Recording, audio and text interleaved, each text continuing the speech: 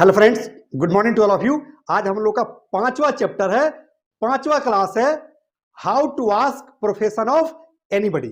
लेकिन चैप्टर पढ़ाने से पहले मैं आप लोगों को एक रिक्वेस्ट कर दूं, मैं आप लोगों को एक संदेश दे दूं कि आज हर जरूरत के लिए जरूरी है अंग्रेजी।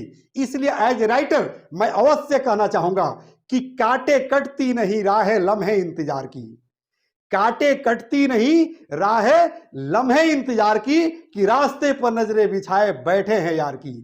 जिस तरह से जमाना बदल रहा है और टेक्नोलॉजी बदल रहा है, उस तरह से मैं रिक्वेस्ट करना चाहूंगा अपने दोस्तों से कि सीख लो अंग्रेजी, वरना खुदा ही जाने कल से क्या हसरत होगी मेरे यार की, मेरे यार की। तो आइए बहरहाल हम लोग इस चैप्टर को देखते हैं, how to ask profession of anybody. How to ask profession of anybody में दो वर्ड काफी महत्वपूर्ण है। पहला प्रोफेशन और दूसरा एनीबडी। एनीबडी का अर्थ आप लोग समझ रहे हैं, एनीबडी माने कोई भी व्यक्ति, यानी कि कोई, और प्रोफेशन का हिंदी होता है पेशा, व्यवसाय, रोजगार, जीविकोपार्जन, जीने का साधन। यानी कि दुनिया में जितने भी लोग हैं वो तीन ही काम करते हैं, कि तो गवर्नमेंट एम्प्लॉय है, या प्राइवेट एम्प्लॉय है, या सेल्फ एम्प्लॉय है। यानी कि इस चैप्टर में हम लोग ये पढ़ेंगे कि व्यक्ति का रोजगार क्या है, व्यवसाय क्या है, उसका धंधा क्या है, उसका पेशा क्या है, और इंग्लिश में इसको कम्युनिकेट करने का मैं तरीका बताऊंगा। और इतना आसान है इसका तरीका कि आप लोग अंदाजा भी नहीं लगा सकते हैं। एकदम हवा हवा, एकदम हवा की तरह है, बिल्कुल आसान है। लेकिन पता नहीं हमारे समाज में जो भी बच्चे हैं, हमारे देश में जो भी बच्चे हैं, उसको इतना डिफिकल्ट क्यों समझते हैं।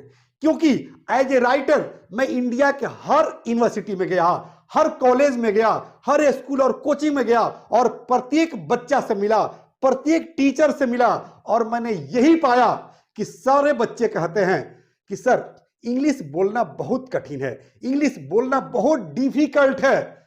मैंने पूछा कि क्यों, तो बच्चों का जवाब आया कि सर अगर हम वर्ड मीनिंग नहीं जानते हैं तो इंग्लिश कैसे बोलेंगे, सर अगर हम ग्रामर नहीं जानते हैं तो इंग्लिश कैसे बोलेंगे, तीसरा कि सर अगर इन्वायरमेंट नहीं है हमारे समाज में, हमारे परिवार में, हमारे कोचिंग और स्कूल में, तो अंग्रेजी कैसे बोलेंगे, और चौथा कि सर इंग्लिश कहां से शुरू करें यही नहीं पता है। और ये चारों चैप्टर का समाधान मैंने पहले ही चैप्टर में पढ़ा दिया है, क्योंकि ये 5वां चैप्टर है। तो 4 चैप्टर जो है अगर आपका मिस हो गया हो, अगर छूट गया हो, तो मेरी आपसे विनती है, अगर आप इंग्लिश स्पीकर बनना चाहते हैं, इंग्लिश का जो है एक्सपर्ट इंग्लिश स्पीकर बनना चाहते हैं, तो उन चैप्टर्स को वो लोड कर दिया गया, उसका वीडियो लोड हो चुका है। जाकर आप इस चैनल पर सब्सक्राइब करें और उसको पढ़ें, आपको फील हो जाएगा और आप एकदम फराटेदार और नेचुरल अंग्रेजी बोलने लगेंगे। अरे आप तो बड़े बड़े दिख रहे हैं और पढ़े लिखे दिख रहे हैं, मैं तो नर्सरी से यूकेजी और 1 से 5 तक के बच्चों को भी फराटेदार अंग्रेजी बोलवा देता हूं। यकीन नहीं तो आप लोग चैनल पर जाइए और चैनल पर देखिए, छोटे छोटे बच्चों का जो प्रैक्टिकल करके, बात करवा के और वीडियो बना के उस पर अपलोड किया गया है, ताकि आपको यकीन हो सके। बहरहाल आइए इस चैप्टर में भी आप यकीन कर लेंगे कि इंग्लिश बोलना कितना आसान है। तो आप लोग तैयार हैं? अगर तैयार हैं तो मेरे साथ जुड़ जाइए और आइए देखते हैं।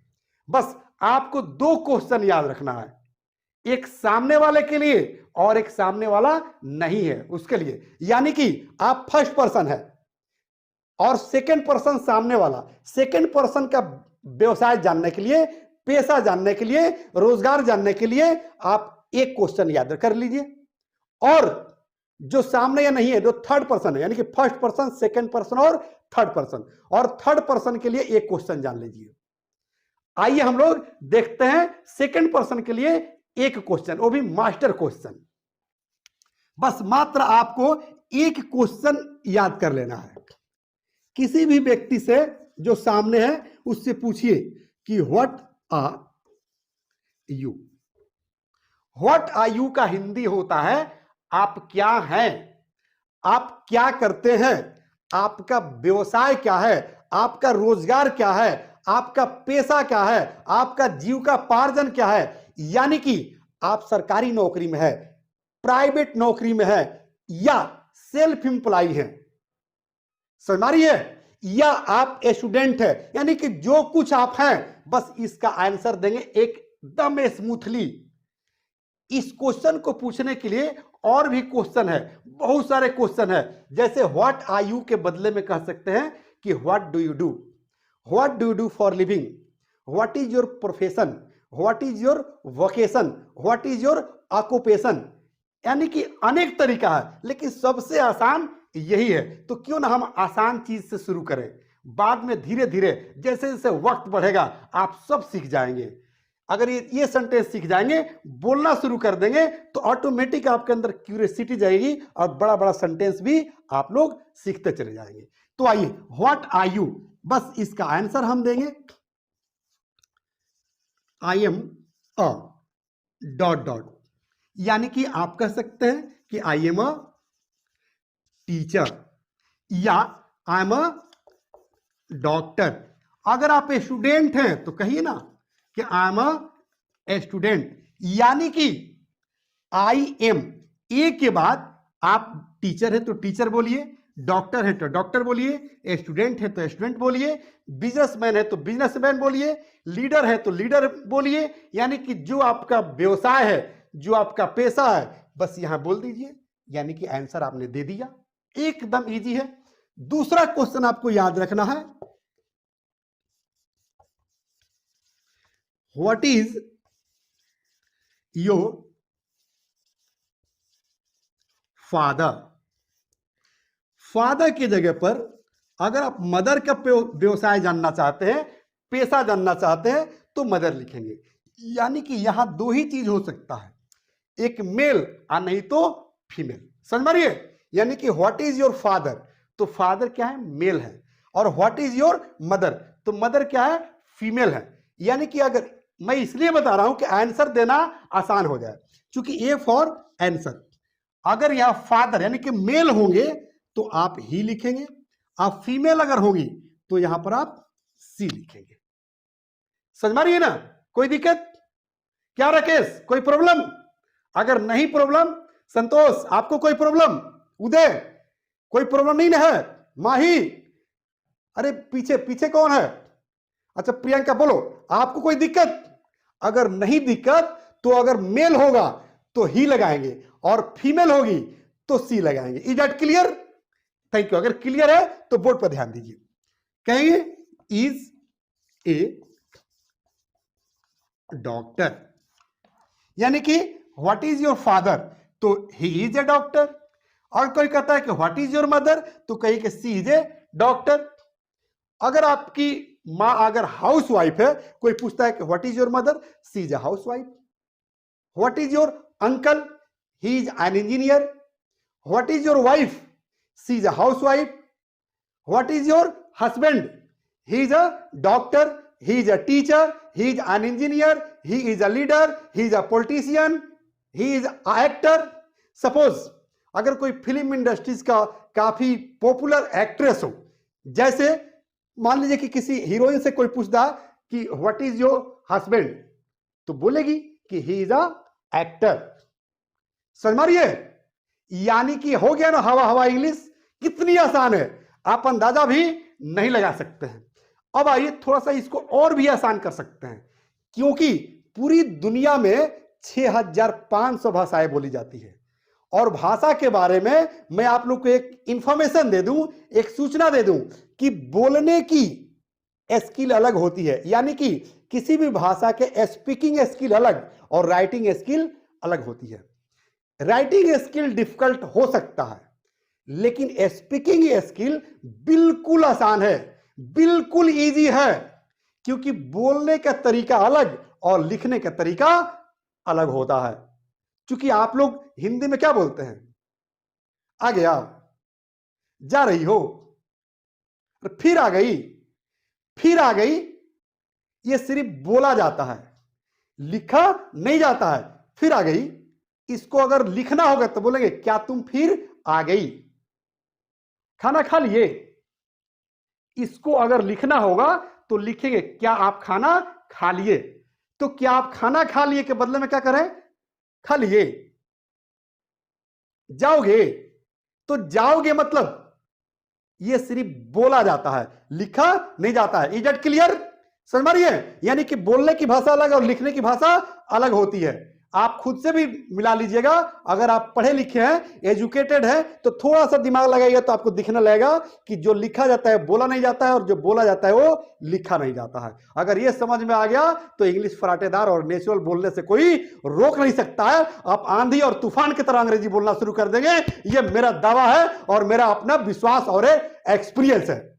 आइए जो है इस चैप्टर को थोड़ा सा और मैं आसान बनाने का प्रयास करता हूं, जो सिर्फ बोला जाता है, लिखा नहीं जाता है। एक और जो है, ये दोनों के बदले में आप एक क्वेश्चन याद रख सकते हैं। जैसे किसी से पूछिए कि योर प्रोफेशन प्लीज। प्रोफेशन के जगह पर कह सकते हैं कि योर ऑक्यूपेशन प्लीज। आंसर दे दीजिए कि डॉक्टर, टीचर, इंजीनियर। यानी कि प्रोफेशन का जो सिमिलर वर्ड होता है उसको आप बोल सकते हैं। जैसे बोल सकते हैं कि your father profession please, your mother profession please. Father profession लिखने का तरीका कुछ अलग हो गया। जैसे फादर प्रोफेशन ऐसे लिखेंगे, पहले लिखेंगे फादर, अब तब ऐसे लिखेंगे प्रोफेशन। यानी कि फादर और प्रोफेशन के बीच में हम हाइफन लगाएंगे। क्योंकि हाइफन का अर्थ होता है का, के, की, तो वो जो है अर्थ जो है निकलने लगेगा कि फादर का प्रोफेशन माने पापा का व्यवसाय, पिताजी का व्यवसाय। अब पूछिए, एकदम धड़ल्ले पूछिए कि your profession please, your mother profession please, your sister profession please, your wife profession please. अगर आपसे कोई पूछ देता है तो बोलिए, कोई पूछता है कि योर सिस्टर प्रोफेशन प्लीज, तो कहिए कि she is a doctor. Your mother profession please, she is a housewife. Your wife profession please, कहे कि सी इज अ टीचर। अब बताइए कि आसान है या नहीं? आसान लग रहा है? अगर आपको लगता है कि आसान है तो मेरी मदद कीजिए, क्योंकि जिस ट्रस्ट में हम लोग काम कर रहे हैं, मैं और हमारी टीम काम कर रही है, वो ट्रस्ट का नारा है कि अंग्रेजी सबको सिखाना है, रोजगार सबको दिलाना है, देश का मान बढ़ाना है।